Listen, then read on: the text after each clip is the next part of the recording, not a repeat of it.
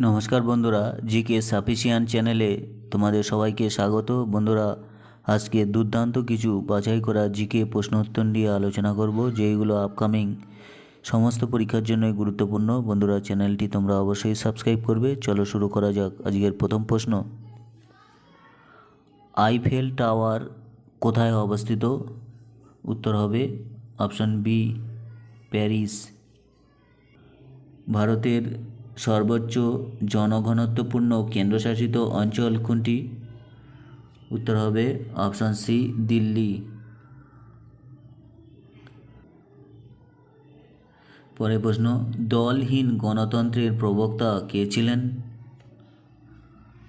উত্তর হবে option D, Jayaprakash Narayan. পরের প্রশ্ন, রাষ্ট্রসংঘের কোন প্রথম ভারতীয় মহিলা প্রতিনিধিত্ব করেন? উত্তর হবে অপশান বি, বিজয়লক্ষ্মী পণ্ডিত। প্রশ্ন, পঞ্চশীল চুক্তি কোন দুটি দেশের মধ্যে স্বাক্ষরিত হয়? উত্তর হবে অপশান এ, ভারত ও চীনের মধ্যে।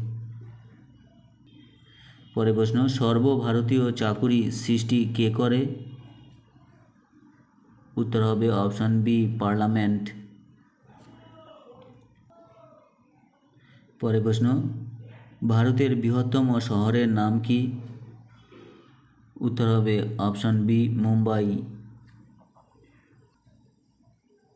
পরের প্রশ্ন, লোকসভা থেকে রাজ্যসভা কোন বিষয়ে অগ্রাধিকার ভোগ করে? উত্তর হয়ে যাবে অপশান ডি, সর্বভারতীয় চাকরির সৃষ্টির ক্ষেত্রে। পরের প্রশ্ন, ভারতের সর্বোচ্চ স্ট্যাচু কোনটি? উত্তর হবে option A, statue of unity. পরের প্রশ্ন, পৃথিবীর সর্বোচ্চ লোকসংখ্যা বিশিষ্ট শহর কোনটি?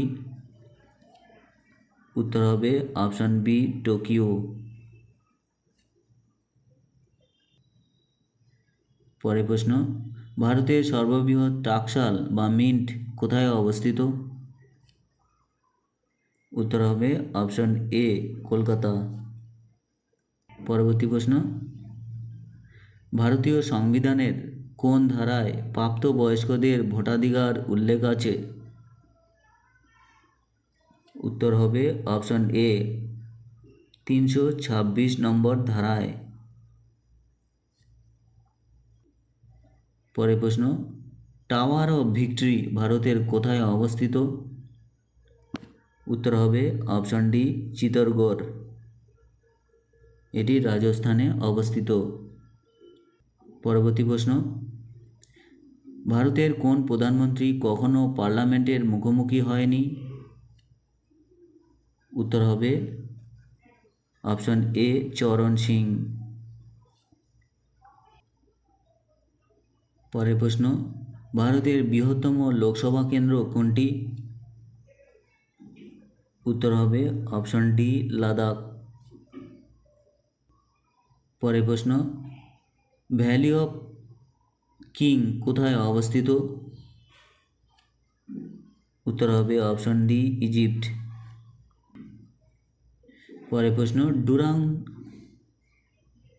পরবর্তী প্রশ্ন, ডুরান্ড কাপ কোন খেলার সঙ্গে যুক্ত?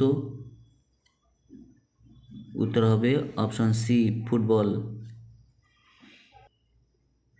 ভানু সিংহ কোন লেখকের ছদ্মনাম? উত্তর হবে অপশান এ, রবীন্দ্রনাথ ঠাকুর। পরবর্তী প্রশ্ন, আজারবাইজানের রাজধানীর নাম কি?